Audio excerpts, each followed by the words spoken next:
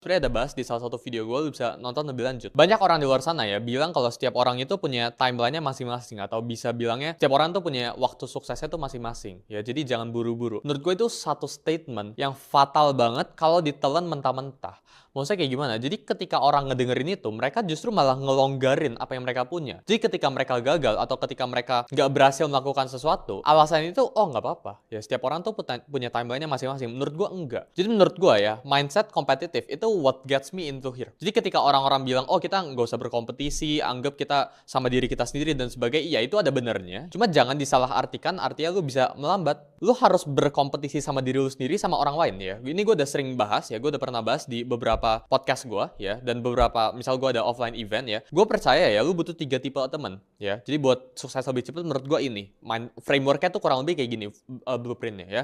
Jadi orang yang pertama itu people to look up to, alias mentor. Menurut gue pribadi, peran mentor itu sangat-sangat penting ya, karena biar lu nggak salah-salah belok, karena apa yang lu punya di sini yaitu waktu ya. Mentor itu bakalan nge-shortcutin lu ya, jadi harusnya lu salah belok, dia bakalan potongin jalannya, dia bakalan bilang lu itu salah, terusnya balik lagi ke jalur lu dengan benar gitu ya. Jadi lu harus punya people to look up to, alias mentor. Terusnya teman seperjuangan ya, yang kedua ini ya. Jadi misal gue lagi berkarir sekarang di umur 19-an, gue harus punya teman-teman yang umur 19-an atau ya range di umur gue juga, yang level karirnya itu sama, kurang lebih sama kayak gue. Jadi yang pertama itu mentor, yang kedua itu teman sesama, sama yang ketiga itu lu harus punya mentee ya. Lu harus punya orang yang lu buat ajarin sesuatu ya. Jadi misal gue ya, gue ada beberapa teman gue yang belajar misal sama gue atau suka tanya-tanya sama gue ya, lu harus punya orang-orang kayak gitu. Kenapa? Ini biar lu bisa bersyukur. Jadi menurut gue ya, lu harus punya 3 circle ini biar lu kompetitif. Karena orang yang tidak kompetitif itu nggak bakalan grow. Orang yang nyantai-nyantai ya, ngerasa kalau oh nggak apa-apa setiap orang punya timeline-nya masing-masing, itu nggak bakalan grow.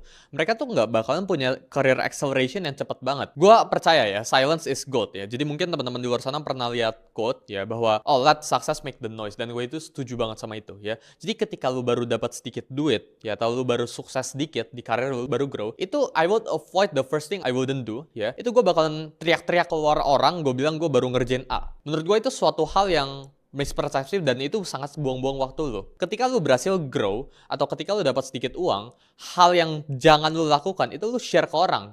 Ini loh, gue udah sukses loh. Jadi menurut gue ya, orang yang mencoba buat memvalidasi dirinya sendiri itu ujung-ujungnya nggak bakalan kemana-mana. Ya, orang itu cuma bakalan naik dikit, terus dia validasi, sibuk validasi dirinya sendiri. Ya padahal kalau dia grow nih, lama-lama hidupnya bakal tervalidasi juga ya. Jadi eventually, menurut gua kalau lu sukses ini bakal tervalidasi langsung. Ya lu nggak perlu teriak kalau lu itu sukses, orang-orang udah bakal langsung klaim diri lu itu sukses. Gengsi atau orang yang nggak punya ego itu pasti menang. Ya kenapa? Karena all they do is work. Ya mereka itu nggak sibuk buat cari validasi, tapi yang mereka lakukan satu-satunya itu